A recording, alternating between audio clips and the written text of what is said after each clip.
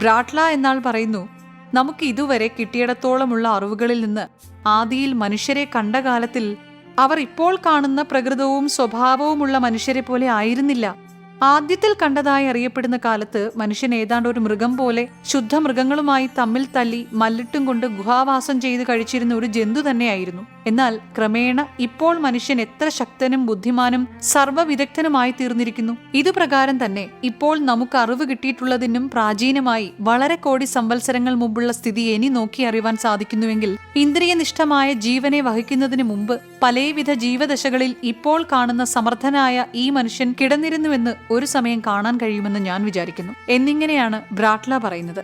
ഗോവിന്ദ പണിക്കർ, മനുഷ്യൻ ആദ്യം ഗുഹയിൽ മൃഗത്തിനെ പോലെ കിടന്നു എന്ന് ആര് വിശ്വസിക്കും? പക്ഷേ ബിലാത്തിയിൽ അങ്ങനെ ആയിരുന്നുവായിരിക്കാം. അതുപോലെ മൃഗപ്രായമായ മനുഷ്യൻ ഇപ്പോഴുമുണ്ട്, ഇല്ലേ മാധവ? മാധവൻ: ഉണ്ട്. ആഫ്രിക്ക രാജ്യത്ത് സാമാന്യ മൃഗങ്ങളെ പോലെയുള്ള മനുഷ്യൻ ഇപ്പോഴും ഉണ്ട്. ഗോവിന്ദൻകുട്ടി മേനവൻ: പണ്ട് ഞാൻ പറഞ്ഞ കാലം ഞാൻ പറഞ്ഞ മാതിരിയേ മനുഷ്യരുണ്ടായിരുന്നുള്ളൂ. ഗോവിന്ദ പണിക്കർ: അതിനെന്തു പ്രമാണം? ഗോവിന്ദൻകുട്ടി മേനവൻ: ശാസ്ത്രപ്രകാരമുള്ള അറിവ് തന്നെ. ഗോവിന്ദ പണിക്കർ: എന്ത് ശാസ്ത്രം? നീ പേർ പറഞ്ഞ സായുന്മാരുണ്ടാക്കിയ ശാസ്ത്രമോ? ഗോവിന്ദൻകുട്ടി മേനവൻ: അവരും അവരെപ്പോലെയും അതിലധികവും ശാസ്ത്രപരിജ്ഞാനമുള്ള ആളുകൾ എഴുതിയ പല ഗ്രന്ഥങ്ങളിൽ നിന്നാണ് ഞാൻ പറയുന്നത്. ഗോവിന്ദ പണിക്കർ: എന്നാൽ നീ ഇപ്പോൾ പറഞ്ഞതിൽ ഒരവസ്ഥ മാത്രം ഹിന്ദുശാസ്ത്രപ്രകാരം അല്പം ഒക്കുന്നുണ്ട്. നീ പറഞ്ഞ പ്രകാരം തന്നെ നമ്മളുടെ ശാസ്ത്രത്തിലും ആദ്യം തൃണം മുതൽ പല ജന്മങ്ങളും കഴിഞ്ഞിട്ട് വേണം മനുഷ്യജന്മം കിട്ടാൻ എന്ന് പറയുന്നുണ്ട്. പക്ഷേ അങ്ങനെയെല്ലാം വരുന്നത് വാസനാരൂപമായി ദൈവകൽപ്പനയാലാണെന്നാകുന്നു നമ്മുടെ ശാസ്ത്രം. ഗോവിന്ദൻകുട്ടി മേനവൻ: ശരി, ജ്യേഷ്ഠൻ അത്രത്തോളം സമ്മതിച്ചുവോ? ഗോവിന്ദ പണിക്കർ: ഞാൻ എന്ത് സമ്മതിച്ചു? നീ പറഞ്ഞത് യാതൊന്നും ഞാൻ സമ്മതിച്ചിട്ടില്ല, ഒരിക്കലും സമ്മതിക്കുകയുമില്ല. ഈശ്വരൻ ഇല്ലെന്നല്ലേ നീ പറയുന്നത്? അത് ഈ ജന്മം സമ്മതിപ്പാൻ പാടില്ല. മഹാ അബദ്ധമായ സിദ്ധാന്തമാണ് ഈശ്വരൻ ഇല്ലെന്നുള്ളത്. സർവ്വജഗദന്തര്യാമിയായി കാരുണ്യമൂർത്തിയായുള്ള ഒരു സൃഷ്ടാവ് ഈ ജഗത്തിന് ഇല്ലെന്ന് ശുദ്ധ ഭ്രാന്തൻ മാത്രമേ പറയുകയുള്ളൂ.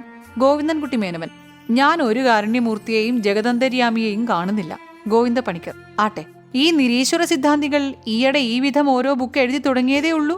ഇതിനെത്രയെത്രയോ മുമ്പും ഇപ്പോഴും ഇനി എത്രയോ കാലവും ഈ കാണുന്ന സകല മനുഷ്യരും ദൈവവന്ദനം ഓരോ പ്രകാരത്തിൽ ചെയ്തു വന്നിരിക്കുന്നു എന്നും ചെയ്തു വരുമെന്നും എനിക്ക് ഉറപ്പുണ്ട്. നിരീശ്വര മതക്കാർ ആകെപ്പാടെ 10 ആളുകൾ ഉണ്ടാവുമോ ഗോവിന്ദൻകുട്ടി? ഗോവിന്ദൻകുട്ടി മേനവൻ: അനവധി ലക്ഷം ആളുകൾ ഇപ്പോൾ നിരീശ്വര മതക്കാരുമുണ്ട്. അത് പക്ഷേ പുറത്തറിയുന്നില്ല. ഭൂമിയിലുള്ള ജനങ്ങളെക്കുറിച്ച് കണക്കെടുക്കുന്നതെല്ലാം ഓരോ മതത്തിലുള്ള ആളുകൾ ഇത്ര എന്നാണ്. ഇതിൽ ഓരോ മതത്തിൽ നിരീശ്വര മതക്കാർ വളരെ ഉണ്ടായിരിക്കും, എന്നാൽ അത് കണക്കിൽ കാണിക്കാറില്ല. ഈ ഭൂമിയിലെ ആകെ ജനങ്ങളിൽ 405 കോടി 6 ലക്ഷം പേർ ബുദ്ധമതക്കാരും 399 കോടി 2 ലക്ഷം പേർ ക്രിസ്ത്യാനി മതക്കാരും 204 കോടി 2 ലക്ഷം പേർ മഹമ്മദീയ മതക്കാരും 174 കോടി 2 ലക്ഷം പേർ ഹിന്ദു മതക്കാരും 50 ലക്ഷം പേർ ജൂതന്മാരും മറ്റോരോ പ്രകാരം വിഗ്രഹാരാധനക്കാരായ പല വകയായി 118 കോടി മനുഷ്യരുമുണ്ടെന്ന് ബ്രട്ട്ലാവിന്റെ പുസ്തകത്തിൽ കാണുന്നു. എന്നാൽ മതത്തിന്മേൽ സ്ഥാപിച്ചെടുത്തിട്ടുള്ള ഈ കണക്ക് എത്രയും തെറ്റാണെന്ന് അദ്ദേഹം കാണിക്കുന്നു. പഠിപ്പും അറിവും അധികമായുള്ള യൂറോപ്പ് രാജ്യനിവാസികളിലും അമേരിക്ക രാജ്യനിവാസികളിലും അനവധി മഹാന്മാരായ ആളുകൾ നിരീശ്വര മതക്കാരാണെങ്കിലും പ്രൊട്ടസ്റ്റന്റ് അല്ലെങ്കിൽ റോമൻ കത്തോലിക്ക മതക്കാരായി കണക്കിൽ തെറ്റായി ചേർത്തിരിക്കുന്നു എന്നാണ് അയാളുടെ അഭിപ്രായം. അത് ശരിയാണെന്നുള്ളതിലേക്ക് ലേശം സംശയമില്ല. ഇപ്പോൾ മലയാളത്തിൽ കാനേഷുമാരി കണക്കെടുത്തതിൽ എന്നെ ഹിന്ദുമതക്കാർ എന്നല്ലേ ചേർത്തിരിക്കുന്നത്? എന്നാൽ ഞാൻ വാസ്തവത്തിൽ ഹിന്ദുമതക്കാരനല്ലല്ലോ. ഈ തെറ്റ് സർവ്വസാധാരണയായി ഉണ്ടാവുന്നതാണ്. അതുകൊണ്ട് ദൈവമുണ്ടെന്ന് വിചാരിക്കാതെയും വന്ദിക്കാതെയും ഉള്ളവർ വളരെ ഈ ലോകത്തിലുണ്ടെങ്കിലും എത്ര ഉണ്ടെന്ന് ഇപ്പോൾ കണക്കാക്കാൻ പ്രയാസമായി വരുന്നു. ഗോവിന്ദ പണിക്കർ: മഹാപാപം ഇത് കേൾക്കുന്നത്. കലിയുഗ ധർമ്മമെന്നേ പറയുന്നുള്ളൂ. ഗോവിന്ദൻകുട്ടി മേനവൻ: എന്നാൽ പിന്നെ ഇതിനെക്കുറിച്ച് എന്തിന് ജ്യേഷ്ഠൻ വ്യസനിക്കുന്നു? കലിയുഗത്തിൽ മനുഷ്യർ നിരീശ്വര മതക്കാരായി വരണമെന്ന് ജ്യേഷ്ഠൻ പറയുന്ന ദൈവം കൽപ്പിച്ചിട്ടുള്ളതാണെങ്കിൽ പിന്നെ ഞങ്ങൾ നിരീശ്വര മതക്കാരായത് ആശ്ചര്യമോ? ഹിന്ദുക്കളുടെ ശാസ്ത്രത്തെ പോലെ ഇത്ര അയുക്തിയായി എന്തെങ്കിലുമുണ്ടോ? ഒരിടത്ത് പറയുന്നു, മനുഷ്യൻ ജനിക്കുമ്പോൾ തന്നെ അവന് ഭാവിയായി ഉണ്ടാവാൻ പോകുന്ന സകല അവസ്ഥകളെയും തലയിലോ മറ്റോ ബ്രഹ്മാവ് എഴുതി വെച്ചിരിക്കുന്നുവെന്ന്. ഇങ്ങനെ എഴുതി തീർച്ചയാക്കിയ കാര്യത്തിൽ പിന്നെ മനുഷ്യൻ എന്തൊരു ശക്തിയാണുള്ളത്? നീ ഇന്ന പ്രകാരത്തിൽ ജീവിക്കണം, നീ ഇത്ര മനുഷ്യരെ കൊല്ലണം, നീ ഇത്ര മനുഷ്യരെ രക്ഷിക്കണം, നീ ഇന്നിന്ന കർമ്മങ്ങൾ ചെയ്യണം എന്ന് വെളിവായും തീർച്ചയായും എഴുതി വിട്ടിട്ടാണത്രേ മനുഷ്യന്റെ ഉത്ഭവം. പിന്നെ ആ സാധുവായ മനുഷ്യൻ എന്ത് സ്വശക്തിയാണുള്ളത്? അവനോട് കൽപ്പിച്ചതിനെ അവൻ ചെയ്യുന്നു. പിന്നെ അവൻ ചെയ്യുന്ന തെറ്റിനെക്കുറിച്ചോ ഗുണകർമ്മത്തെക്കുറിച്ചോ എന്തിന് പാപിയെന്നും സുഹൃതി എന്നും പറയുന്നു? കലിയുഗത്തിൽ ജനങ്ങൾക്ക് ഈശ്വരസ്മരണ ഉണ്ടാകയില്ല. അനേകവിധ പാപകർമ്മങ്ങൾ ചെയ്യും, മഴ വേണ്ട പോലെ ഉണ്ടാവുകയില്ല, ഭൂമി വിളയുകയില്ല, ശുദ്ധാശുദ്ധമില്ലാതെയാവും, ബ്രാഹ്മണരെ ഹിംസിക്കും, ഗോവധം ചെയ്യും, നീചന്മാർക്ക് മഹത്വം വരും, ഇങ്ങനെ പലവിധ കൽപ്പനകളും ചെയ്തു വെച്ചതായി പറയുന്നു. പിന്നെ ഈ കൽപ്പനകൾ പ്രകാരം ഓരോ കാര്യം കാണുമ്പോൾ എന്താണ് ഇത്രയെല്ലാം ജ്യേഷ്ഠൻ ആക്ഷേപിക്കുന്നത്? ജ്യേഷ്ഠൻ കലിയുഗ മനുഷ്യനല്ലേ? ജ്യേഷ്ഠന് ഈ കൽപ്പനകൾ സംബന്ധിക്കില്ലേ? മഹാകഷ്ടം! ഇങ്ങനത്തെ വിഡ്ഢിത്തമുണ്ടോ? ഇങ്ങനത്തെ അയുക്തിയുണ്ടോ? ബ്രാഹ്മണരുടെ പ്രാധാന്യതയ്ക്കും യോഗ്യതയ്ക്കും വേണ്ടി മാത്രം അവരിൽ ചിലർ എഴുതിയിട്ടുള്ള പുസ്തകങ്ങളല്ലാതെ ഹിന്ദുക്കൾക്ക് ഈ വക സംഗതികളെപ്പറ്റി അറിവിന് വേറെ യാതൊരു മാർഗവുമില്ലല്ലോ. പിന്നെ എന്തു ചെയ്യും? വിഡ്ഢിത്തം എഴുതി കാണുന്നതെല്ലാം സാധുക്കൾ വിശ്വസിക്കുന്നു. മാധവൻ: ഗോവിന്ദൻകുട്ടി ഇപ്പോൾ പറഞ്ഞത് വലിയ ഭോഷത്വമാണ്. ബ്രാഹ്മണർ എഴുതിയിട്ടുള്ള ചില വിലപിടിച്ച പുസ്തകങ്ങളെക്കുറിച്ച് സ്വല്പമെങ്കിലും ഗോവിന്ദൻകുട്ടിക്ക് അറിവുണ്ടായിരുന്നെങ്കിൽ ഈ വിധം പറയുന്നതല്ല. ഇംഗ്ലീഷ് മാത്രം പഠിച്ച ബ്രാട്ട്ലാവിന്റെ ബുക്കും ഡാർവിൻ, വാലസ്, ഹക്സിലി, ഹർബർട്ട് സ്പെൻസർ മുതലായവരുടെ ബുക്കുകളും വായിച്ച് അതിലുള്ള യോഗ്യതകളെ മാത്രം അറിഞ്ഞതിനാൽ യോഗ്യതയുള്ള ഗ്രന്ഥങ്ങൾ ഹിന്ദുക്കൾ ആരും ഉണ്ടാക്കിയിട്ടില്ലെന്ന് ഗോവിന്ദൻകുട്ടി എങ്ങനെ പറയും? ഗോവിന്ദൻകുട്ടി മേനവൻ: ഡാർവിൻ മുതലായ മഹാശാസ്ത്രജ്ഞന്മാരുണ്ടാക്കിയ പുസ്തകങ്ങളും നമ്മളുടെ സംസ്കൃതത്തിൽ അയുക്തികളാലും അസംഭവ്യാവസ്ഥകളിലും നിറയപ്പെട്ടിട്ടുള്ളതായ ഭാരതം, ഭാഗവതം, രാമായണം, സ്കന്ദം മുതലായ പുരാണങ്ങളും ഒരുപോലെയാണെന്ന് മാധവൻ പറയുന്നുവോ? മാധവൻ: അസംബദ്ധമായി ധൃതഗതിയായി സംസാരിക്കരുത്. സാവധാനത്തിൽ ആലോചിച്ചു പറയൂ. ഹർബർട്ട് സ്പെൻസർ മുതലായവർ എഴുതിയത് ഈയിടെയാണ്. നമ്മളുടെ ഹിന്ദുക്കളുടെ ഇടയിൽ മഹാന്മാരായ ഗ്രന്ഥകർത്താക്കന്മാരും അദ്വൈതികളും ഉണ്ടായിട്ട് ഇപ്പോഴേക്ക് 1-2000 സംവത്സരങ്ങൾ കഴിഞ്ഞു. ഈ 1-2000 സംവത്സരങ്ങളിൽ കിട്ടിയ അറിവുകൾ കൂടി ഇപ്പോഴത്തെ ഇംഗ്ലീഷ് വിദ്വാൻമാർക്കുണ്ട്. അവർ മുമ്പുള്ള വിദ്വാൻമാരെക്കാൾ അധികം അറിവുള്ളവർ തന്നെ. അതിന്റെ കാരണം അവർ പിമ്പുള്ള വിദ്വാൻമാരാകയാൽ. എന്നാൽ ഗോവിന്ദൻകുട്ടി ഹിന്ദുമതത്തെ ദുഷിക്കുന്നതിന്മേൽ ഞാൻ ആക്ഷേപിക്കുന്നില്ല. ഹിന്ദുമതം ഇപ്പോൾ ആചരിച്ചു വരുന്ന മാതിരി വളരെ അയുക്തിയായും പൂർവാപര വിരോധങ്ങളായുമുള്ള ഉപദേശങ്ങളിന്മേലാണെന്നുള്ളതിലേക്ക് എനിക്ക് സംശയമില്ല. അങ്ങനെ തന്നെയാണ് പ്രായേണ ലോകത്തിലുള്ള മറ്റെല്ലാ മതങ്ങളും. ഗോവിന്ദൻകുട്ടി മേനവൻ: പിന്നെ മാധവൻ ഞാൻ അത് പറഞ്ഞതിന്മേൽ എന്തിന് ആക്ഷേപിച്ചു? മാധവൻ: പറയാം. ഗോവിന്ദൻകുട്ടി പറഞ്ഞത് ഒരുപോലെ പൂർവാപര വിരോധങ്ങളായുള്ള സംഗതികളെ കൊണ്ട് നിറഞ്ഞിരിക്കുന്നു, വേറെ ഈ സാധുക്കൾക്ക് യാതൊരു ബുക്കുകളും ഇല്ലെന്നാണ്. പിന്നെ ഈ വക ബുക്കുകൾ ഏതെല്ലാമാണ് സംസ്കൃതത്തിലുള്ളതെന്ന് ഗോവിന്ദൻകുട്ടി പറഞ്ഞു കേട്ടതിലും എനിക്ക് ആശ്ചര്യം തോന്നി. ഭാരതം, ഭാഗവതം, സ്കന്ദപുരാണം അല്ലേ? ഇതാണ് ഹിന്ദുക്കളുടെ പ്രധാന ഗ്രന്ഥങ്ങൾ അല്ലേ? വിചിത്രം തന്നെ. ഗോവിന്ദൻകുട്ടി മേനവൻ: അല്ലേ? ഈ ഗ്രന്ഥങ്ങളെയല്ലേ മുഖ്യമായി പറയുന്നത്? മാധവൻ: അതെ, ഈ ഗ്രന്ഥങ്ങളെ മുഖ്യമായി പറയുന്നുണ്ട്. അതുപ്രകാരം തന്നെ ഇംഗ്ലീഷിൽ മിൽട്ടന്റെ പാരഡൈസ് ലോസ്റ്റ്, ഷേക്സ്പിയറുടെ നാടകങ്ങൾ ഇതുകളെയും പറയുന്നുണ്ട്. മിൽട്ടൺ, ഷേക്സ്പിയർ ഇവരെല്ലാം എഴുതിയ കാര്യങ്ങൾ വേറെ. സോക്രട്ടീസ്, സെനക്ക മുതലായവരുടെ സിദ്ധാന്തങ്ങളെ കാണിക്കുന്ന പുസ്തകങ്ങളും മിൽട്ടന്റെയും ഷേക്സ്പിയറിന്റെയും ബുക്കുകളും തമ്മിൽ എന്ത് സംബന്ധമാണ്? അതുപോലെ ഇപ്പോൾ നോം സംസാരിക്കുന്ന സംഗതിയിൽ ഹിന്ദുക്കൾക്കുള്ള പുസ്തകങ്ങൾ രാമായണവും ഭാരതവുമല്ല. ഗോവിന്ദൻകുട്ടി മേനവൻ: പിന്നെ ഏതാണ്? മാധവൻ: ഇപ്പോൾ ഗോവിന്ദൻകുട്ടി എന്തു വാദം ചെയ്യുന്നുവോ അതായ നിരീശ്വര സിദ്ധാന്തം തന്നെ അതിമഹാന്മാരായ ഹിന്ദുക്കൾ എത്രയോ മുമ്പ്, ഏകദേശം 2000 സംവത്സരങ്ങൾക്ക് മുമ്പേ ചെയ്തിട്ടും ഒരുവിധം സ്ഥാപിച്ചിട്ടുമുണ്ടെന്ന് ഞാൻ കാണിച്ചാലോ? ഗോവിന്ദൻകുട്ടി മേനവൻ: അങ്ങനെയുണ്ടോ? മാധവൻ: പിന്നെയോ. ഒന്നും അറിയാതെ ബന്ധപ്പെട്ട് എന്തെങ്കിലും പറയാതെ സാവധാനത്തിൽ കേൾക്കൂ. ഗോവിന്ദ പണിക്കർ: എന്താണ് കുട്ടാ നീ പറയുന്നത്? ഹിന്ദുക്കൾക്ക് നിരീശ്വരമതം എപ്പോഴെങ്കിലും ഉണ്ടായിട്ടുണ്ടോ? മാധവൻ: സംശയം കൂടാതെ ഉണ്ടായിരുന്നു, ഇപ്പോഴുമുണ്ട്. സാഖ്യം എന്ന് പറയുന്ന കപില മഹർഷിയുടെ സിദ്ധാന്തം ഉണ്ടായിരുന്നു. 6 വിധമാണ് ഹിന്ദുക്കൾക്ക് സിദ്ധാന്തങ്ങൾ ഉണ്ടായിരുന്നത്. ഒന്നാമത് കപിലന്റെ നിരീശ്വര സാഖ്യ സിദ്ധാന്തം, രണ്ടാമത് പതഞ്ജലിയുടെ യോഗവും ഭഗവത്ഗീതയും, മൂന്നാമത് ജൈമിനിയുടെ പൂർവ്വമീമാംസ, നാലാമത് വ്യാസന്റെ ഉത്തരമീമാംസ അല്ലെങ്കിൽ വേദാന്തം, അഞ്ചാമത് ഗൗതമന്റെ നൈയായിക സിദ്ധാന്തം, ആറാമത് കണാദന്റെ വൈശിഷ്യിക സിദ്ധാന്തം. ഇതിൽ കപിലന്റെ സാഖ്യം ശുദ്ധ നിരീശ്വരത്തെ ഉപദേശിക്കുന്നു. ഗോവിന്ദൻകുട്ടി മേനവൻ: അങ്ങനെയോ? അങ്ങനെയുണ്ടോ? ഗോവിന്ദ പണിക്കർ: നിരീശ്വരമതം ഇല്ല നമ്മുടെ ശാസ്ത്രത്തിൽ, ഇല്ല. മാധവൻ: ഉണ്ട്. എന്നാൽ ആ സിദ്ധാന്തം ശുദ്ധ അദ്വൈതികൾ പറയും പ്രകാരം തന്നെത്താൻ അറിയുന്നതാണ് ദൈവത്തെ അറിയുന്നത് എന്ന് മാത്രമാണ്. ഏതു പ്രകാരമായാലും ഇതെല്ലാം യുക്തിയുക്തമായി പറഞ്ഞു ബോധ്യപ്പെടുത്താൻ പ്രയാസം. ഈ സംഗതിയെപ്പറ്റി എത്ര വാദിച്ചാലും ഒരു ഫലവും ഉണ്ടാവുന്നതല്ലെന്ന് എനിക്ക് തോന്നുന്നു. ഈ നിരീശ്വര സിദ്ധാന്തത്തെപ്പറ്റി ഗോവിന്ദൻകുട്ടി തന്നെ പറഞ്ഞ ഹക്സലി എന്ന ശാസ്ത്രജ്ഞന്റെ സ്വന്തമായ അഭിപ്രായം തന്നെ. ഒരിടത്ത് അദ്ദേഹം പറഞ്ഞിട്ടുള്ളത് എനിക്ക് മനഃപ്പാഠമായി തോന്നും. അതിന്റെ തർജ്ജമ ഞാൻ പറയാം. അച്ഛൻ അത് ആലോചിച്ച് ഹക്സലി എന്ന മഹാവിദ്വാൻ നിരീശ്വരമതക്കാരനോ എന്ന് തീർച്ചയാക്കുകയേ വേണ്ടൂ. ആ മഹാവിദ്വാൻ പറയുന്നു, നിർഭാഗ്യവശാൽ ഇതുവരെ വായിക്കേണ്ടി വന്നു പോയിട്ടുള്ള യുക്തിശൂന്യമായും സാരമില്ലാത്തതുമായുള്ള ചില പ്രസംഗങ്ങളിലും കവനങ്ങളിലും വെച്ച് ദൈവത്തിന്റെ സ്വഭാവത്തെയും ചേഷ്ടകളെയും സ്വരൂപത്തെയും അവസ്ഥയെയും കുറിച്ച് ചില വിദ്വാൻമാർ അറിഞ്ഞു എന്ന് നടിച്ച് അതുകളെ തെളിയിക്കുന്നവയാണെന്ന് ഉദ്ദേശിച്ച് എഴുതിയിട്ടുള്ള ചില സംഗതികളെപ്പോലെ അബദ്ധമായും അയുക്തിയായും പരിഹാസയോഗ്യമായും ഞാൻ വേറെ ഒരു സാധനം മാത്രമേ വായിച്ചിട്ടുള്ളൂ. അത് ദൈവമില്ലെന്ന് തെളിയിപ്പാൻ മുൻപറഞ്ഞവരുടെ പ്രതികൂല തന്ത്രക്കാരായ ചില നിരീശ്വര മതക്കാർ എഴുതിയിട്ടുള്ള ഭോഷത്വങ്ങളെയും ദുര്യക്തികളെയും ആകുന്നു. ഈ ദുര്യക്തികൾ ഞാൻ മുമ്പിൽ പറഞ്ഞ വിദ്വാൻമാരുടെ ദുര്യക്തികളെക്കാൾ പക്ഷേ അധികരിക്കുമോ എന്ന് ഞാൻ സംശയിക്കുന്നു. ഇങ്ങനെയാണ് ഹക്സലി എന്ന മഹാവിദ്വാന്റെയും മറ്റനവധി അതിബുദ്ധിമാന്മാരായ ബിലാത്തിക്കാരുടെയും അഭിപ്രായം ഇപ്പോൾ നിലനിൽക്കുന്നത്. ഇവർക്കൊന്നും നിരീശ്വരമതമല്ല തന്നെ. ഹിന്ദു സിദ്ധാന്തങ്ങളിൽ നിന്ന് തന്നെ ദൈവം എന്നത് അറിവാനും ഗുണിപ്പാനും സാധാരണ മനുഷ്യന് കഴിവില്ലാത്ത ഒരു ശക്തി എന്നാണ് നാം അറിയുന്നത്. ഇതിന് പല പ്രമാണങ്ങളുമുണ്ട്. അതെല്ലാം ഇപ്പോൾ പറഞ്ഞിട്ട് ആവശ്യമില്ല. യൂറോപ്പിലും മറ്റുമുള്ള പല വിദ്വാൻമാർ, അതായത് ഡാർവിൻ മുതലായവർ പറഞ്ഞ ജീവോൽപത്തി ക്രമങ്ങളെയും മറ്റും ബുദ്ധിമാന്മാരായ പലരും അശേഷം വിശ്വസിച്ചിട്ടില്ല. എന്റെ അഭിപ്രായത്തിൽ ഒന്നാമത് നിരീശ്വരമതം സാധാരണ ഐഹിക സുഖത്തിനും സന്മാർഗാചാരത്തിനും തന്നെ ഏറ്റവും ദോഷകരമായ മതമാണെന്നാകുന്നു. നിരീശ്വരമതം പ്രപഞ്ചത്തിൽ ഉണ്ടാക്കി വെക്കുന്നതുകൊണ്ട് യാതൊരു പ്രയോജനവുമില്ലെന്ന് മാത്രമല്ല, സാധാരണ മനുഷ്യജീവികൾക്ക് വളരെ ദോഷങ്ങളും കഷ്ടങ്ങളും ഉണ്ടായി വരുവാൻ കാരണമായി വരുമെന്നുകൂടി ഞാൻ ഭയപ്പെടുന്നു. അതിനുള്ള സംഗതികളെയാണ് ഒന്നാമത് ഞാൻ പറയാൻ പോകുന്നത്. പിന്നെ എന്റെ സ്വന്തം വിശ്വാസങ്ങളെക്കുറിച്ച് പറയാം.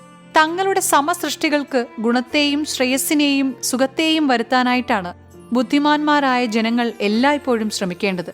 ദൈവമുണ്ടെന്നോ ഇല്ലെന്നോ ഉള്ള സൂക്ഷ്മസ്ഥിതി ആർക്കും അറിവാൻ കഴിയുകയില്ലെന്ന് ബുദ്ധിമാന്മാരായ ശാസ്ത്രജ്ഞന്മാർ സമ്മതിക്കുന്നതായാൽ തന്നെ പിന്നെ അവർ ചെയ്യേണ്ടത് ഈ സംശയത്തെ ഏത് നിലയിൽ നിർത്തുന്നതാണ് മനുഷ്യർക്ക് പരക്കെ ഉപകാരമായി വരുന്നത് എന്നുള്ള ആലോചനയാകുന്നു.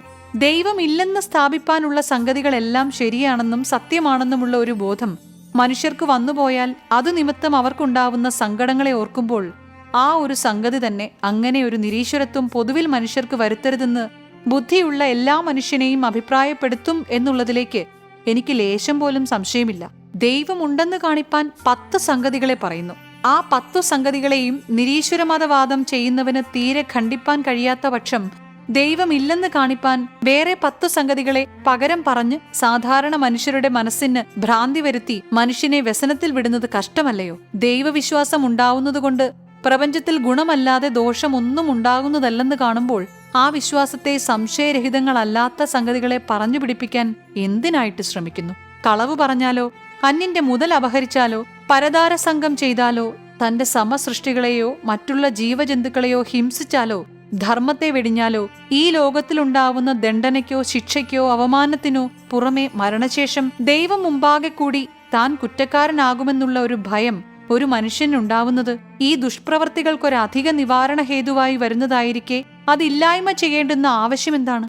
ദൈവം എന്നൊരു ശക്തി ഇല്ലെന്ന് കേവലം സംശയരഹിതങ്ങളായ സംഗതികളെ കൊണ്ട് കാണിച്ചു ബോധ്യമാക്കുവാൻ ഒരുവന് കഴിയുമെങ്കിൽ അങ്ങനെ ചെയ്യുന്നതിൽ ഞാൻ ആക്ഷേപിക്കുന്നില്ല. അങ്ങനെ തീർച്ചയായി കാണിപ്പാൻ കഴിയാതിരിക്കുമ്പോൾ വല്ല സംഗതികളും പറഞ്ഞ് മനുഷ്യരുടെ ബുദ്ധിയെ വഷളാക്കുന്നത് എന്തിന്? സയൻസ് എന്ന് ഇംഗ്ലീഷിൽ സാധാരണ പേര് പറയപ്പെടുന്ന ശാസ്ത്രവിദ്യകളാൽ ഇതുവരെ പല പ്രകാരവും സംശയത്തിൽ കിടന്നിരുന്ന പലവിധ സാധനങ്ങളുടെയും വസ്തുതകളുടെയും സ്വഭാവത്തെയും ഉത്ഭവകാരണത്തെയും വ്യാപാരത്തെയും ശക്തിയെയും കുറിച്ചുള്ള തത്വങ്ങളെ നമുക്കറിവാൻ കഴിഞ്ഞിട്ടുണ്ടെങ്കിലും ആ സയൻസുകളാൽ ഒരു പരാശക്തി ഈ ലോകത്തിൽ കാണപ്പെടുന്ന സർവചരാചരങ്ങൾക്കും ആദ്യ കാരണമായി ഇല്ലെന്ന് നാം ഒരിക്കലും അറിയുന്നതല്ല. അയസ്കാന്തവും ലോഹവും തമ്മിലുള്ള ആകർഷണ ശക്തിയെ നാം അറിയുന്നതിനാൽ അതിൽ നിന്ന് സയൻസുകളെ കൊണ്ട് പല വിദ്യകളും നാം ആലോചിച്ചുണ്ടാക്കുന്നു. എന്നാൽ ഈ വസ്തുക്കൾക്ക് സ്വതസിദ്ധമായി കാണപ്പെടുന്ന ശക്തിയുടെ ആദ്യ കാരണം എന്താണെന്ന് സയൻസ് പറയുന്നില്ല. പറയുവാൻ സയൻസിന് ആവശ്യവുമില്ല. സയൻസ് ദൈവമില്ലെന്നുള്ള ഉപദേശത്തെ ചെയ്യുന്നില്ല.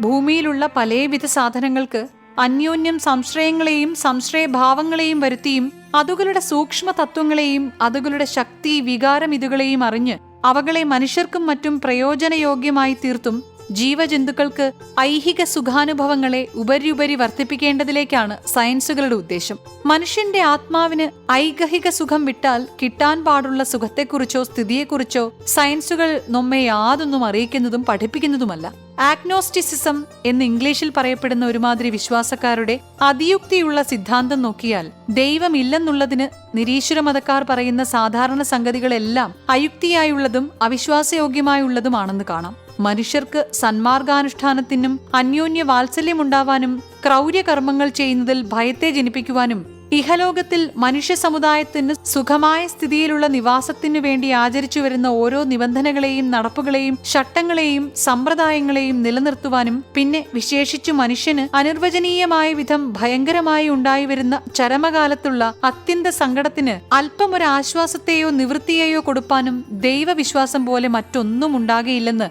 എനിക്ക് നല്ല ബോധ്യമുണ്ട്. ഈ നിരീശ്വരമതത്തെ ഇത്ര ഘോഷിച്ച് ദൈവമില്ലെന്ന് പറയുന്നവരുടെ മരണാന്ത്യകാലത്ത് അവർക്കുണ്ടാവാൻ പോകുന്ന സങ്കടം സാധാരണ ദൈവവിശ്വാസമുള്ളവർക്ക് ആ കാലത്തുണ്ടാവുന്നതിനേക്കാൾ എത്രയും അധികരിച്ചിരിക്കും എന്നുള്ളതിന് സംശയമില്ല. മനുഷ്യന്റെ ചരമകാലത്ത് ദൈവവിശ്വാസം ഒന്നുകൊണ്ടല്ലാതെ അതിദുഃഖത്താൽ ക്ഷോഭിച്ചിരിക്കുന്ന അവന്റെ മനസ്സിനെ മറ്റൊന്നിനാലും സമാശ്വസിപ്പാൻ പാടില്ലെന്ന് സ്പഷ്ടമാണ്. അങ്ങനെയിരിക്കുമ്പോൾ ഇത്രയധികം കാലമായി മനുഷ്യർ ആദരിച്ചു വന്ന ഈ ദൈവവിശ്വാസത്തെ മഹാസംശ്രയഗ്രസ്തങ്ങളായ ചില സംഗതികളെ കൊണ്ട് നിഷേധിച്ച് ദൈവമില്ലെന്ന് സ്ഥാപിപ്പാൻ പുറപ്പെടുന്നത് ഏറ്റവും തെറ്റായ ഒരു പ്രവൃത്തിയല്ലയോ? മനുഷ്യന് മരണകാലത്തുള്ള ഭീതിയെ കഴിയുന്നിടത്തോളം നിവാരണം ചെയ്യാനല്ലേ നോം ശ്രമിക്കേണ്ടത്? തന്റെ സ്വന്തം ശരീരത്തെ കൂടി ത്യജിച്ചു പുറപ്പെട്ടു പോവാതെ ഇനി നിവൃത്തിയില്ലെന്ന് ഒരുവൻ അറിഞ്ഞു പരിഭ്രമിച്ച് അതിദുഃഖത്തിൽ വീഴുന്ന സമയം, ഹേയ്, വേഗം മരിച്ചോളൂ, ഇനി തനിക്ക് ഒരു സുഖവുമില്ല. തന്റെ ജീവൻ ഇതാ തിരികിടുന്നതുപോലെ ഇപ്പോൾ പോവും. തന്റെ സ്വന്തം ദേഹത്തെയും മക്കളെയും ഭാര്യയെയും അമ്മയെയും സോദരന്മാരെയും ധനത്തെയും സുഖത്തെയും എല്ലാം വിട്ട് ഇതാ താൻ നശിക്കുന്നു, ഇനി തനിക്ക് യാതൊന്നുമില്ല എന്നു മാത്രം പറയുന്നത് കേട്ട് അനവസാനമായ ദുഃഖത്തിൽപ്പെട്ട് മരിക്കുന്ന ഒരു ജീവിയുടെ അവസ്ഥ വിചാരിച്ചു നോക്കൂ. ഇതിന് പ്രതികൂലമായി മനുഷ്യന്റെ ചരമകാലത്ത് തന്റെ ആത്മാവിന് ഒരുവിധം ഗതി മരണശേഷം ഉണ്ടാവുമെന്ന് ഒരു സംശയമെങ്കിലും മനസ്സിലുണ്ടായാലത്തെ ഒരു സുഖത്തെക്കുറിച്ചൊന്ന് ആലോചിക്കുക. ദൈവമില്ലെന്നും മരണത്തോടുകൂടി സകലം അവസാനിച്ചു എന്ന് തീർച്ചയായുള്ള അഭിപ്രായമുണ്ടായി അത്യന്തകാലത്തിൽ അനവസാനമായ ദുഃഖത്തിൽ വീണ് ജീവൻ പോകുമ്പോഴത്തെ വ്യസനമൊന്ന് ഓർത്താൽ മനുഷ്യന് നല്ലത് ദൈവവിശ്വാസം ഉണ്ടായിരിക്കുന്നതാണെന്ന് പ്രത്യക്ഷപ്പെടും. അതുകൊണ്ട് ഒന്നാമത് ഈ നിരീശ്വര മതത്തെ സ്ഥാപിക്കാൻ ശ്രമിക്കുന്നത് തന്നെ മനുഷ്യനു വളരെ അയശസ്കരമായി വരുന്നതാണെന്ന് ഞാൻ പറയുന്നു. ഇനി എന്റെ വിശ്വാസത്തെക്കുറിച്ച് പറയാം. ദൈവവിശ്വാസം എന്നത് കാരണമുണ്ടായിട്ട് തന്നെയല്ല ഉണ്ടാവുന്നത്. കാരണമില്ലാതെയും ആ വിശ്വാസം വരാം. പക്ഷേ ഗോവിന്ദൻകുട്ടിയെ പോലെ പഠിച്ചിട്ടും വിചാരിച്ചുറച്ചിട്ടുമുള്ള ഒരു മനുഷ്യന് എങ്ങനെ ഈ വിധം വിശ്വാസം ഉണ്ടാവുമെന്ന് ഇപ്പോൾ ചോദിക്കുമായിരിക്കാം. അതിന് എന്റെ ഉത്തരം, പല സംഗതികളെ കൊണ്ടും ഈ പ്രപഞ്ചത്തിൽ മനുഷ്യന്റെ ഇന്ദ്രിയങ്ങൾക്ക് സൂക്ഷ്മസ്ഥിതി അഗോചരമായുള്ള വിധത്തിലാണെങ്കിലും അനിർവചനീയമായ ഒരു ശക്തി ഈ ജഗത്തിനെ ഭരിക്കുന്നുണ്ടെന്ന് ഗ്രഹിപ്പാൻ ബുദ്ധിയുള്ള മനുഷ്യന് ധാരാളമായി കഴിയുന്നതാണ് എന്നാകുന്നു. ഇങ്ങനെയുള്ള ഈ ശക്തിയെ ഞാൻ ദൈവമെന്ന് പറയുന്നു. എന്റെ അഭിപ്രായത്തിൽ ജഗത്തിൽ കാണപ്പെടുന്ന സകല സമ്പത്തുകളും ആപത്തുകളും പ്രപഞ്ചരീതിയിൽ ആവശ്യമുള്ളതാണെന്നും നമ്മുടെ സ്രഷ്ടാവിന്റെ ഉദ്ദേശം തന്നെ അങ്ങനെയായിരിക്കാമെന്നുമാകുന്നു. അങ്ങനെയാവുന്നു എന്ന് ഞാൻ പറയുന്നില്ല, ആയിരിക്കാമെന്ന് ഞാൻ ഊഹിക്കുന്നു. ഈ ലോകത്തിൽ കാണുന്ന സകല ചരാചരങ്ങളും നശ്വരങ്ങളായിട്ടാണ് കാണപ്പെടുന്നത്. അങ്ങനെ നശ്വരങ്ങളായിട്ടല്ലാതിരുന്നാൽ ഈ പ്രപഞ്ചം ദീർഘകാലം നടക്കുമോ എന്ന് സംശയമാണ്. കഴിഞ്ഞ 50,000 സംവത്സരങ്ങൾക്ക് ഇപ്പുറം ഉണ്ടായിട്ടുള്ള ചരങ്ങളായും അചരങ്ങളായുമുള്ള ജീവജാലങ്ങൾ നശിക്കാതെയും ഇപ്പോൾ കാണുന്ന ക്രമപ്രകാരം വർദ്ധിച്ചുകൊണ്ടും വന്നിരുന്നുവെങ്കിൽ ഈ ഭൂഗോളം ഈ ജീവികൾക്ക് സുഖേന നിവസിപ്പാൻ പോരാത്തതായി വരുമെന്ന് സ്പഷ്ടമാണ്. ഒരു 150 വർഷം മുമ്പുണ്ടായിരുന്ന ഒരു മനുഷ്യനെ ഒരിടത്തും ഇപ്പോൾ നാം കാണുന്നില്ല. ഈ 150 കൊല്ലം മുമ്പ് പ്രസവിച്ച സ്ത്രീ പുരുഷന്മാർ സകലതും നശിച്ചു പോയിരിക്കുന്നു. അങ്ങനെ എത്ര കോടി 150 സംവത്സരങ്ങൾ കഴിഞ്ഞു? എത്ര കോടി മനുഷ്യർ ആ കാലത്തിനുള്ളിൽ ജനിച്ചു, എത്ര മരിച്ചു? അസംഖ്യം തന്നെ. ഇങ്ങനെയുള്ള വർധനവിൽ അതിന് ഏകദേശം സമമായ നാശത്തെ കൂടി നിയമിച്ചിട്ടുണ്ടായിരുന്നില്ലെങ്കിൽ പ്രപഞ്ചം ഈ വിധം നടക്കുന്നതല്ലാത്തതാണെന്ന് സ്പഷ്ടമാകയാൽ നമ്മുടെ സ്രഷ്ടാവിന്റെ കൽപ്പനയാൽ തന്നെയാണ് നാശങ്ങൾ ജഗത്തിൽ സംഭവിക്കുന്നത് എന്നും അങ്ങനെ നാശങ്ങൾ ജഗത്തിൽ സംഭവിക്കാതിരിക്കുന്നതാണ് പ്രപഞ്ചത്തിന്റെ നാശത്തിന് കാരണമായി വരുന്നതെന്നും ഞാൻ പറയുന്നു.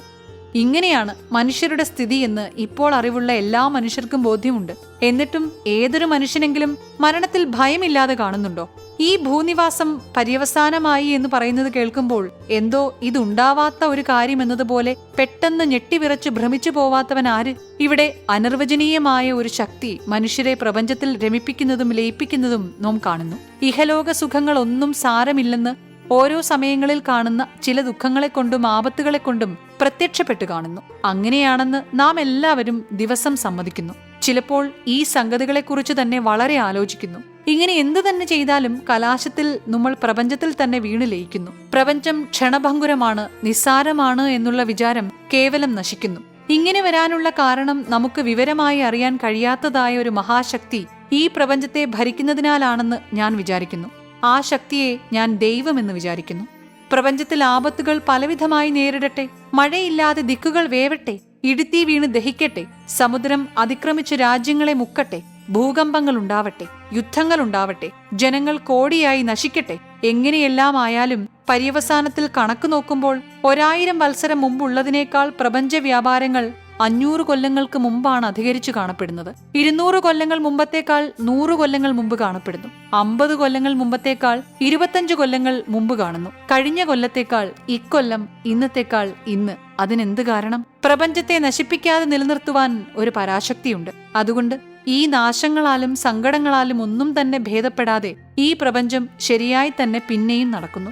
ആ പരാശക്തിക്ക് ഞാൻ ദൈവമെന്ന് പറയുന്നു. പിന്നെ നിരീശ്വര മതക്കാർ പറയും പോലെ കാര്യകാരണ സംബന്ധങ്ങളാൽ ഈ ജഗത്ത് താനേ ഉണ്ടായി വരുന്നതും ഒരു വിശേഷ ചൈതന്യത്തെ അവലംബിച്ചു നിൽക്കുന്നില്ലാത്തതുമാണെങ്കിൽ ആ അചേതനമായ കാര്യകാരണ സംബന്ധ വികാരത്തിൽ നിന്ന് മാത്രം പ്രപഞ്ചത്തിൽ കാണുന്ന എല്ലാ പദാർത്ഥങ്ങളും ജന്തുക്കളും സാധാരണ അന്യോന്യം ഇത്ര ചേർച്ചയായും പരസ്പരം ആശ്രയിച്ചും തന്നെ എല്ലായ്പ്പോഴും നിൽക്കണമെന്നില്ല, നിൽക്കുന്നതുമില്ല.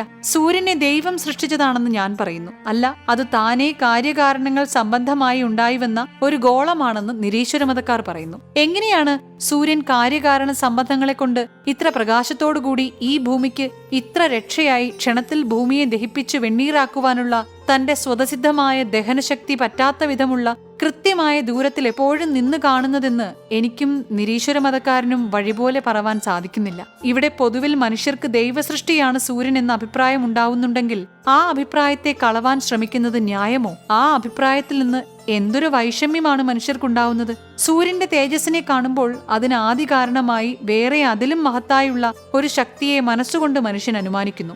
അങ്ങനെയല്ലാതെ വേറെ ഒരു പ്രകാരത്തിൽ അനുമാനിക്കാൻ ബോധ്യപ്പെടത്തക്ക ഒരു സംഗതിയും നിരീശ്വരമതക്കാരൻ പറയുന്നതുമില്ല.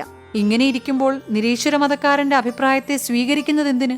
സയൻസ് ശാസ്ത്രങ്ങളെ കൊണ്ട് സൂര്യന്റെ ഗോളാകൃതിയും ഉഷ്ണശക്തിയെയും ആകർഷണ ശക്തിയെയും കുറേശ്ശെ അറിവാൻ കഴിയും. അല്ലാതെ അങ്ങനെയൊരു ഗോളം ഈ ഭൂമിയെയും അതിലുള്ള ജീവികളെയും ഇങ്ങനെ രക്ഷിച്ചും കൊണ്ട് എന്തിനുണ്ടായി, എപ്പോൾ ഉണ്ടായി, എന്തിനു ഭൂമിക്ക് ഇത്രയെല്ലാം ഗുണങ്ങൾ ചെയ്തും കൊണ്ട് നിൽക്കുന്നുവെന്ന് സയൻസിനാൽ അറിവാൻ കഴിയുന്നതല്ല.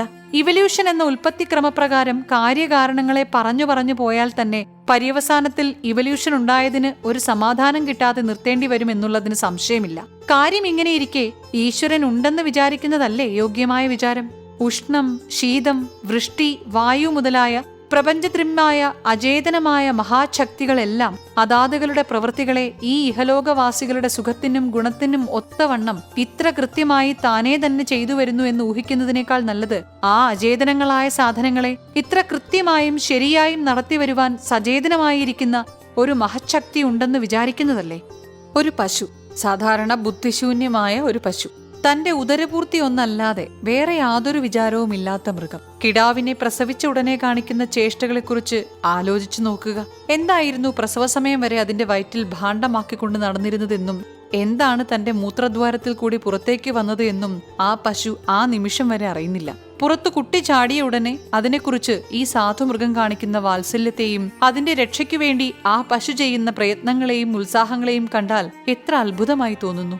ഈ സംഗതികളെയെല്ലാം നിരീശ്വര മതക്കാർ ഖണ്ഡിച്ചു പറയുന്നുണ്ട്. എന്നാൽ ഞാൻ അവർ പറയുന്ന സംഗതികളെ അശേഷം സാരമാക്കുന്നില്ല. വിശേഷ ബുദ്ധി ഇല്ലാത്ത സർവ്വമൃഗങ്ങളും തങ്ങളുടെ അതാതു വർഗങ്ങളിൽ ജന്തുക്കൾ അഭിവൃദ്ധിക്കായി വന്നുകൊണ്ടിരിപ്പാൻ തൽക്കാല സദൃശങ്ങളായ പ്രവൃത്തികൾ വിശേഷ ബുദ്ധിയുള്ള മനുഷ്യനെ പോലെ പ്രവർത്തിക്കുന്നത് കാണുമ്പോൾ ഈ പ്രപഞ്ചത്തെ സ്ഥിതി ചെയ്യിക്കാനായിക്കൊണ്ട് ഒരു പരാശക്തി ഉണ്ടെന്നുള്ളതിന് വാദമുണ്ടാവാൻ പാടുണ്ടോ?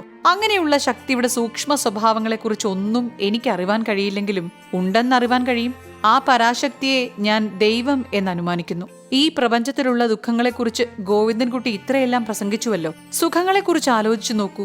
ഓരോ കൊല്ലത്തിൽ വർഷമില്ലാതെ ദാഹം പിടിച്ചു വേവുന്ന ദിക്ക് എത്രയെന്ന് ഒരു കണക്കുണ്ടാക്കിയാൽ ഭൂമിയുടെ ലക്ഷത്തിൽ ഒരംശം കൂടി ഇങ്ങനെ തപിക്കുന്നുണ്ടെന്ന് കാണുമോ? സംശയം. ഈ ജഗത്തിൽ യഥാർത്ഥമായി വരുന്ന ആപത്തുകളെയും വരാൻ പാടുള്ള ആപത്തുകളെയും തമ്മിൽ ഒന്ന് ചേർത്തു നോക്കുക.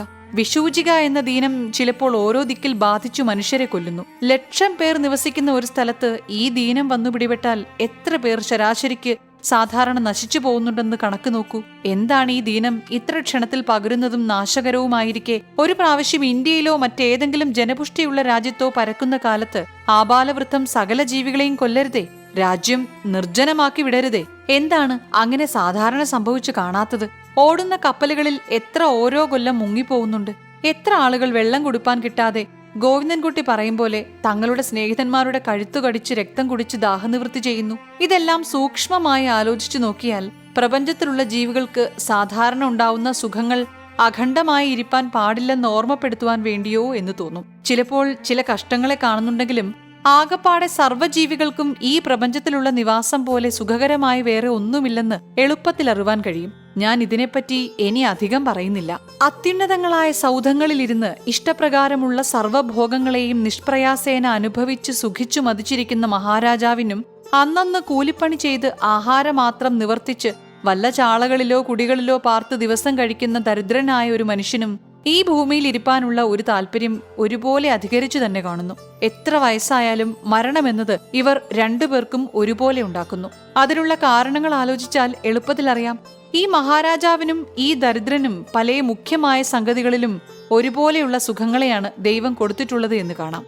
ഉറക്കുണർന്ന് മഹാരാജാവ് കണ്ണുമിഴിക്കുമ്പോൾ അത്യുന്നതങ്ങളായ സൗധങ്ങളിലെ ജാലകങ്ങളിൽ കൂടി അകത്തേക്കു പ്രവേശിച്ചവയും തന്റെ സ്വർണവർണമായ കട്ടിലിന്മേൽ നിന്ന് സ്വർണ നീരാളത്തിരകളിൽ കൂടി രക്തങ്ങളായും പിങ്കളങ്ങളായും കാണാവുന്നതുമായ ബാലാർക്കന്റെ മനോഹരങ്ങളായ രശ്മികളെ മഹാരാജാവ് എങ്ങനെ കണ്ടു മോദിക്കുന്നുവോ അതുപ്രകാരം തന്നെ ഒരു ദരിദ്രനും ആ രശ്മികളെ തന്റെ മിറ്റത്തുള്ള വാഴക്കൂട്ടങ്ങളിൽ കൂടി അതിഭംഗിയായി പ്രകാശിച്ചു വരുന്നത് കണ്ട് മോദിക്കുന്നു. ഇവിടെ ആ രശ്മികൾ ജീവജന്തുക്കൾക്കെല്ലാം ഒരുപോലെ ആഹ്ലാദത്തെ ചെയ്യുന്നു. അതിമനോഹരങ്ങളായ കനകത്താമ്പാളങ്ങളിൽ നിറച്ചുവെച്ചിട്ടുള്ള അതിസ്വാദുക്കളായ പലവിധ ഭോജ്യസാധനങ്ങളെ നേതേന്ദ്രിയം, ശ്രോതേന്ദ്രിയം, ദുഗിന്ദ്രിയം ഇതുകളെ കൂടി ഏകകാലത്തിൽ ഒരുപോലെ രൂപം, ഗാനം, മന്ദവായു മുതലായവകളെ കൊണ്ട് രമിപ്പിച്ചുകൊണ്ട് ഭക്ഷിക്കുന്ന രാജാവിന് ഭക്ഷണം കഴിഞ്ഞ ശേഷം ഉണ്ടാവുന്ന തൃപ്തി തന്നെ ഈ ദരിദ്രന് വെള്ളച്ചോറ് തിന്നും വെള്ളം കുടിച്ചും വയർ നിറച്ചാലുണ്ടാകുന്നു. രാജാവിന് തന്റെ പുഷ്പതലത്തിൽ കിടന്നുറങ്ങുമ്പോഴുള്ള നിർവൃതി തന്നെ ഈ ദരിദ്രന് കൊട്ടപ്പായയിൽ കിടന്നുറങ്ങുമ്പോഴും ഉണ്ടാവുന്നു.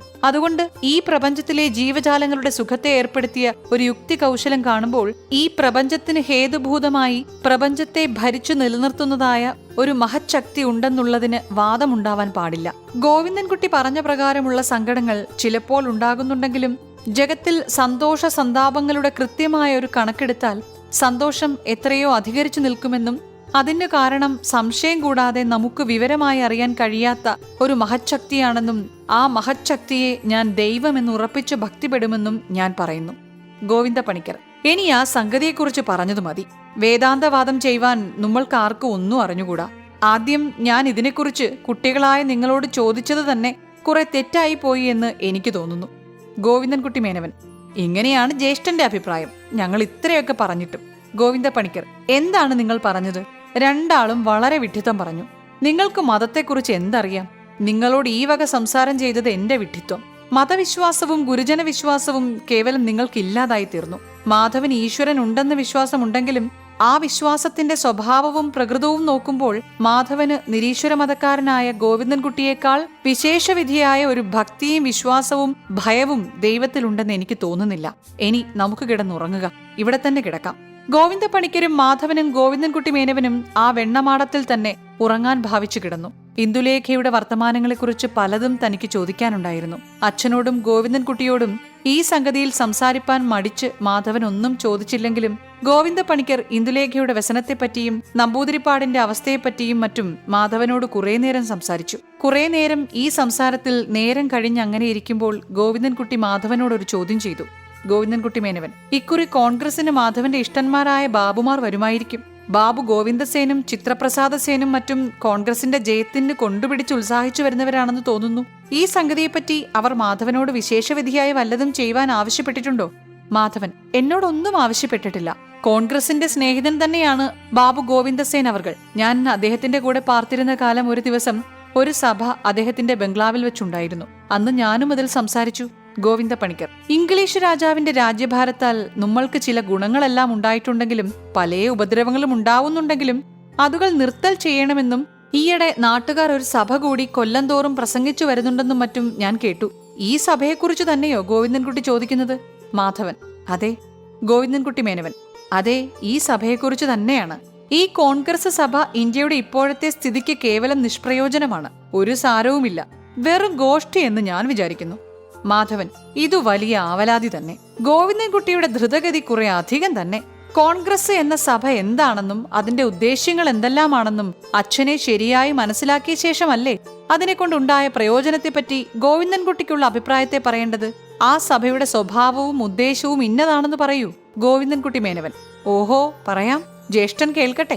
ഇംഗ്ലീഷ് പഠിച്ച് നല്ലവണ്ണം ഇംഗ്ലീഷ് സംസാരിക്കാറായ ചില ദ്രവ്യസ്ഥന്മാരായ ഹിന്ദുക്കളും മുസൽമാന്മാരും ബിലാത്തിയിലുള്ള ഗവൺമെന്റ് പോലെ ഇന്ത്യ ഗവൺമെന്റിനെ ആക്കി വെപ്പാനുള്ള ഭാവത്തോടുകൂടി ഒരധികാരവും കൂടാതെ തങ്ങൾ തന്നെ ഒരു സഭയായി ചേർന്ന് അന്യോന്യം സ്തുതിച്ചും വലിയ ഭാവം നടിച്ചും വൃഥാ കണ്ഠക്ഷോഭം ചെയ്തും കാലം കളയുന്ന ഒരു സഭയാണ് കോൺഗ്രസ് സഭ. ഒരവസ്ഥ കൊണ്ടും ബിലാത്തിക്കാരോട് നമ്മൾ ഇന്ത്യ രാജ്യക്കാർ ഇനിയും സമന്മാരായിട്ടില്ല. തുല്യത വരാൻ ശ്രമിച്ചാൽ എളുപ്പത്തിൽ സാധിക്കാവുന്നതും എത്രയോ പ്രയോജനമുള്ളതുമായ വേറെ പല കാര്യങ്ങളുമുണ്ട്.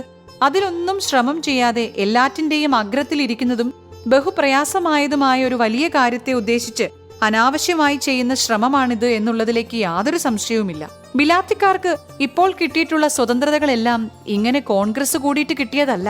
ഒന്നാമത്, ഇത്ര സ്വതന്ത്രതയ്ക്ക് ആഗ്രഹമുള്ള ഈ നേടീവ വാചാലന്മാർ ഖടാപടാ എന്ന് ഇംഗ്ലീഷിൽ ശബ്ദഘോഷം ചെയ്യുന്നതെല്ലാം സൂക്ഷ്മമായ ആലോചന കൂടാതെയാണെന്ന് എനിക്ക് സ്പഷ്ടമായി തോന്നുന്നു. ഇവർ യഥാർത്ഥത്തിൽ ഇത്ര സ്വജാത്യാഭിമാനവും സ്വാതന്ത്ര്യകാംക്ഷയും ഉള്ളവരാണെങ്കിൽ ഒന്നാമത് ഒരു അന്യരാജാവിന്റെ കീഴിൽ എന്തിനിവർ ഇരിക്കുന്നു? യുദ്ധം ചെയ്ത് ഇംഗ്ലീഷുകാരെ ഓടിക്കട്ടെ, ബാബുമാർ രാജ്യം ഭരിക്കട്ടെ. ഇപ്പോൾ ഇംഗ്ലണ്ട് രാജ്യം ജർമ്മനിക്കാർ പിടിച്ചാൽ ഇംഗ്ലീഷുകാർ കോൺഗ്രസോടുകൂടി അവരുടെ രാജ്യഭാരത്തിന്റെ ഗുണത്തിലേക്ക് ഓരോ ദയക്കായി ജർമ്മൻകാരോട് ഇറക്കുമോ? ഇല്ലെന്ന് ഞാൻ വിചാരിക്കുന്നു. യുദ്ധം ചെയ്ത് ജർമ്മൻകാരെ തോൽപ്പിച്ച് ഓടിക്കുവാൻ നോക്കും. അത് സാധിക്കുന്നതുവരെ അവർ ആ ശ്രമം തന്നെ ചെയ്തുകൊണ്ടിരിക്കും. അഭിമാനമുണ്ടെങ്കിൽ അങ്ങനെയാണ് ചെയ്യേണ്ടത്. അഭിമാനം നടിച്ചും കൊണ്ട് ഇറക്കുന്നത് വെടിപ്പുണ്ടോ? ധനവും ശക്തിയും വലിപ്പവും രാജ്യഭാരവും എല്ലാം ഇംഗ്ലീഷുകാരിൽ ഇരിക്കുമ്പോൾ അവരുടെ നേരെ ഇങ്ങനെ കുരച്ചിട്ടും നിലവിളിച്ചിട്ടും ഫലമെന്ത്? ഹിന്ദു മുഹമ്മദിയർ എന്ന ഈ രണ്ട് ജാതികളെയും ഒരുപോലെ ഇംഗ്ലീഷുകാർ കീഴടക്കി വെച്ചിരിക്കുന്നു. ഈ നിലയിൽ നമ്മൾ ഇത്ര വലിയ നാട്യം എന്തിനു നടിക്കുന്നു? ധനമില്ല, ധൈര്യമില്ല, ശരീരമിടുക്കില്ല, ഒരുമയില്ല, സത്യമില്ല, ഔദാര്യമില്ല, സംഘബലമില്ല, വിദ്യയില്ല, അറിവില്ല, ഉത്സാഹമില്ല. ഇങ്ങനെ കിടക്കുന്നവർ ഒന്നാമത് ഇന്ത്യക്ക് പാർലമെന്റ് ഉണ്ടാക്കുവാനാണോ ശ്രമിക്കേണ്ടത്? ഒരേ ജാതിയായി ഏറ്റവും ഐക്യമായിരിക്കുന്ന ഇംഗ്ലീഷുകാർ തന്നെ പാർലമെന്റ് സഭ ശരിയായി നടത്തിവരാൻ കുഴങ്ങുന്നു. അപ്പോൾ ഈ 10,000 വിധ മതക്കാരും അന്യോന്യം കീരിയും പാമ്പും പോലെ വിരോധികളുമായ പല ജാതിക്കാരായ ഇന്ത്യ നിവാസികളെ എല്ലാം കുറെ ഇംഗ്ലീഷ് പഠിച്ചു തൊള്ളയിടുന്ന താടിക്കാർ, ബാബുമാരും അയ്യരും മുതലികളും കൂടി പാർലമെന്റ് പോലെ സഭ ചേർന്ന് പരിപാലനം ചെയ്തു കളയാമെന്ന ഉദ്ദേശം, ഇത്ര വിഡിതമായ വിചാരം മറ്റൊന്നുമില്ല.